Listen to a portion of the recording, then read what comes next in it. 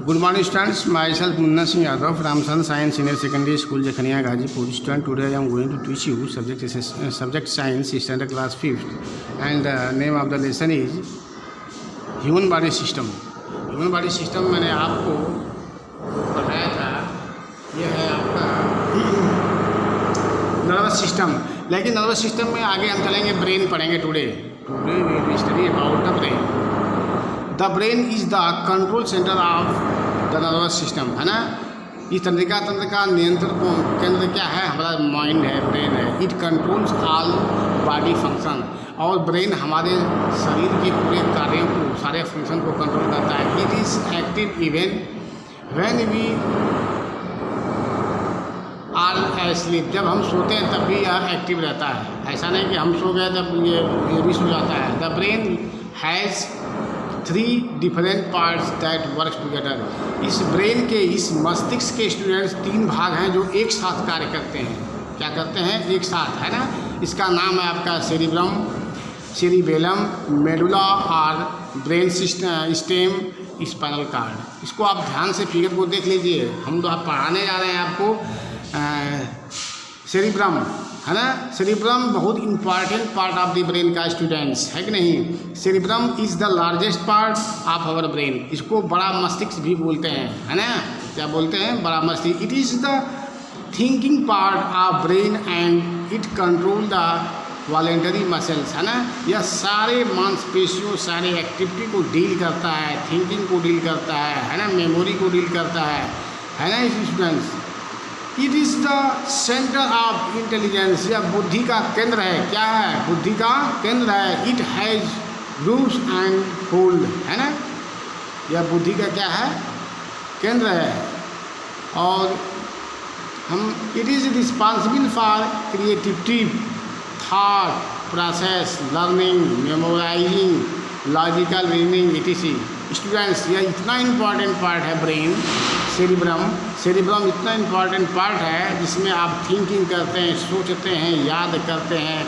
Memory को सही में कोई चीज़ आ जाती है, यानी बीती भूली हुई बात भी थिंकिंग करने से याद में आ जाती है। तर्क करते हैं स्टूडेंट्स, है ना। इस तरह से यह हमारे पूरी बॉडी को कंट्रोल करता है। हम जब चलते हैं तो देखते हैं कहाँ रास्ते में हमको बचना है, कैसे चलना है ना, क्या करना है, क्या अच्छा है, क्या बुरा है, क्या सीखना है। इस तरह से हर चीज़ हम सीखते हैं और अपने नियंत्रण में लेते हैं। अब आइए सेरिबेलम, है ना। सेरिबेलम क्या? Cerebellum lies below the cerebrum and at the back of the brain. Student, यह सेरिबेलम वह पार्ट है जो क्या होता है, सेरिब्रम से नीचे होता है, उसके नीचे होता है, पीछे की होता है। It also known as the little brain. इसको हम छोटा मस्तिष्क भी कहते हैं students. It is responsible for control and coordination of voluntary muscles, balance and posture of our body. Students, जिसका क्या कार्य है? हमारे बॉडी को नियंत्रण में लाता है, सहयोग करता है, मांसपेशियों को बैलेंस, शरीर को संतुलित रखता है। और पोस्चर ऑफ आवर बॉडी, हमारा पोस्चर आसन होता है, हम किस तरह से बैठे हैं, कैसे हमको चलना चाहिए, कैसे बैठना है। It is because of the cerebellum that we can stand upright, keep our balance और मूव अराउंड, है ना। इट इज ऐसा है बिकॉज, क्यों? Because of the cerebellum that जिसके द्वारा वी कैन स्टैंड अपराइट, हम सीधे खड़े हो जाते हैं। कीप और बैलेंस तो मूव अराउंड, आगे चलते हैं, अपने शरीर को कंट्रोल में रखते हैं। ब्रेन सिस्टम और मेडुला, है ना। Medulla connected with our brain to spinal cord, है ना। यह मस्तिष्क लेकर स्पाइनल कार्ड तक जुड़ा रहता है। It is responsible for breathing, food digestion, food circulation, blood circulation. यह भोजन के पाचन, उस ब्लड का संचार और श्वसन के लिए उत्तरदायी है। It controls the involuntary muscles such as stomach, as heart muscles, है ना। यह उन मांसपेशियों को कंट्रोल में करता है जैसे आपका स्टमक है और हार्ट है ना। ये आइए इन्फो बिट में the cerebrum has two halves known as the right brain and the left brain और memorise both short term memory and long term memory are stored in the cerebrum. ठीक है student, thank you, have a nice day. Good morning students, myself Munna Singh Yadav, Ramchandra science senior secondary school Jakhania Ghazipur. Student, today I am going to teach you subject science standard class 3 chapter number 6 and name of the chapter is human body system. मैंने इसके पहले आपको nervous system तक बताया था। आज मैं आप लोगों को स्केलेटरी सिस्टम के बारे में बताना चाहूँगा। स्टूडेंट्स, स्केलेटरी सिस्टम को हम हिंदी में कहते हैं उत्सर्जी तंत्र। क्या बोलते हैं? उत्सर्जी तंत्र। स्टूडेंट्स, तो आइए देखते हैं। The main function of the skeletal system is to remove wastage from the body. हमारे स्केलेटरी सिस्टम का जो मुख्य कार्य है, मुख्य फंक्शन क्या है? रिमूव करना, हटाना, निकालना। क्या? वेस्टेज फ्रॉम द बॉडी, शरीर से गंदे पदार्थों को बाहर निकालना। यह सिस्टम, इसका यही फंक्शन है। Urine and sweet are wastage formed inside our body. जैसे आपका यूरिन, जिसको हम मूत्र बोलते हैं, और स्वीट आपको पसीना, है ना, ये हमारे बॉडी से, है ना, अंदर से, इनसाइड आवर बॉडी, है ना, क्या होते हैं? ये हमारे बॉडी के क्या है? वेस्टेज है ना। ये इनको निकलना बहुत ज़रूरी है ना। इस तरह से हम पढ़ें, इसमें इसका ये अध्ययन करेंगे। ये आपका फिगर है, इस फिगर को आप लोग देखिए स्टूडेंट्स। ये फिगर है, ये आपका है किडनी, है ना। इनकी संख्या 2 होती है ना। एक जोड़ी क्या होती है? एक जोड़ी से 2। ये किडनी, ये भी किडनी है आपका, ये भी किडनी है ना। यह फिल्टर का कार्य करता है। ठीक है स्टूडेंट्स, ये आपका है यूरेटर, है ना, जिससे आपका यूरिन जो है, इससे जो है फिल्टर होके आपका यूरिनरी ब्लैडर में आता है ना। इसको हिंदी में हम मूत्राशय बोलते हैं स्टूडेंट्स। ठीक है, इस फिगर को आप लोग घर पर बना के ग्रुप में सेंड करेंगे। ठीक है, अब आइए हम देखते हैं organ system in the body. हमारे शरीर के जो ऑर्गन सिस्टम है ना, ये देखिए, इसे आप अध्ययन करेंगे। जो स्टूडेंट्स जिज्ञासा एक्सरसाइजेज रेगुलरली, है ना, जिज्ञासा डेली जो एक्सरसाइज करती है, it keep her healthy and fit, है ना। और एक्सरसाइज हमें क्या रखती है? स्वस्थ और फिट रखती है ना। Read the sentences given with the picture. जो पिक्चर में सेंटेंस आपके दिए गए हैं, इसको आप अध्ययन करेंगे। They help us understand how organ system in human body work together. हमारे शरीर के जो अंग तंत्र है, कैसे एक साथ कार्य करता है स्टूडेंट्स, है ना। The digestive system break down food into similar forms that are carried to the various part of the body, है ना। हमारा जो पाचन तंत्र है, यह भोजन को पचा के पूरी बॉडी में सप्लाई देता है। Most of the nutrients of food are absorbed by our body. बहुत से जो पोषक तत्व होते हैं हमारे शरीर में अवशोषित हो जाते हैं। It help us from blood, और यह ब्लड के रूप में कन्वर्ट हो जाते हैं। Respiratory system, regulatory system works together. ये सिस्टम जो है एक साथ कार्य करते हैं to deliver oxygen and nutrients to the entire body. और हमारे पूरे शरीर में, होल बॉडी में, इंटायर मीन्स होल होता है, पूरे बॉडी में क्या करते हैं? न्यूट्रिएंट्स की सप्लाई देते हैं, है ना। सारा सिस्टम एक साथ काम करता है। ऐसा नहीं कि हार्ट जो है रेस्ट करेगा तो लंग्स जो है कार्य करेगा, है ना। सब एक दूसरे पर क्या है? अन्योन्याश्रित है, डिपेंड है एक दूसरे पर। ठीक है ना। आइए अब देखते हैं students, the skeletal system and the muscular system works together to help in move different part of the body, है ना।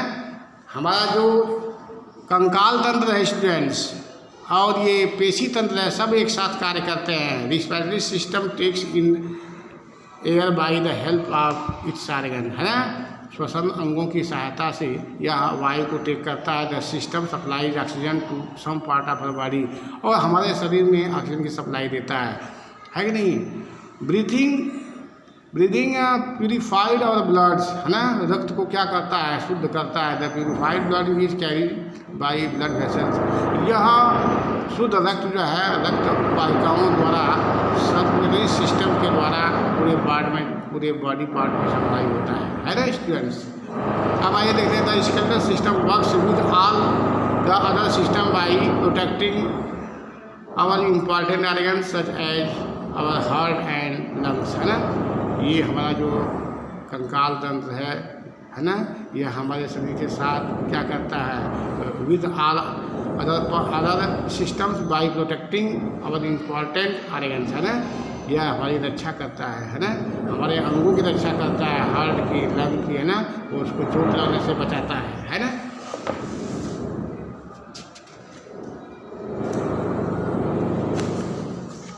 ठीक है स्टूडेंट्स, तो इस तरह से यह लेसन आपका समाप्त होता है।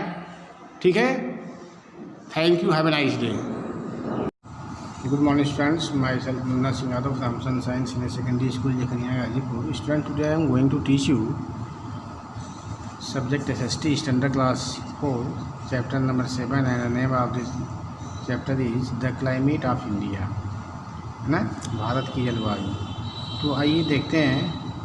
Usually the words climate describe the weather of a place throughout the year, है ना। जैसे सामान्य रूप में जो क्लाइमेट शब्द को डिस्क्राइब किया गया है कि यह वेदर से स्टार्ट होता है और थ्रू आउट पूरे वर्ष तक जो सिचुएशन उस प्लेस की होती है वो चलता रहता है। जैसे factors affecting climate of India, है ना, वे कारक जो भारतीय जलवायु को या भारत की जलवायु को क्या करते हैं, प्रभावित करते हैं। ठीक है, there are several factors that affect the climate of India. बहुत से फैक्टर या कारक ऐसे हैं जो भारत की जलवायु को क्या करते हैं, प्रभावित करते हैं। The location of the place effects it's climate, है ना, वहाँ का जो लोकेशन या है प्रेजेंट का, वह जलवायु को काफ़ी प्रभावित करता है वह स्थान। Places situated near the sea have a cooler climate as compare to the place which are away from the sea, है। देखिए ध्यान से, वह स्थान जो किसी समुद्र के पास पड़ोस में क्या है स्थित है, वहाँ की जलवायु और जो उससे दूर है, दोनों में क्या होता है, डिफरेंस होता है। जो स्थान सी या कोई भी वाटर बॉडी के नज़दीक होते हैं, वहाँ की क्लाइमेट जो है कूल होती है, ठंडी होती है। जो वहाँ से दूर होते हैं, वहाँ की क्लाइमेट क्या होती है, गर्म होती है।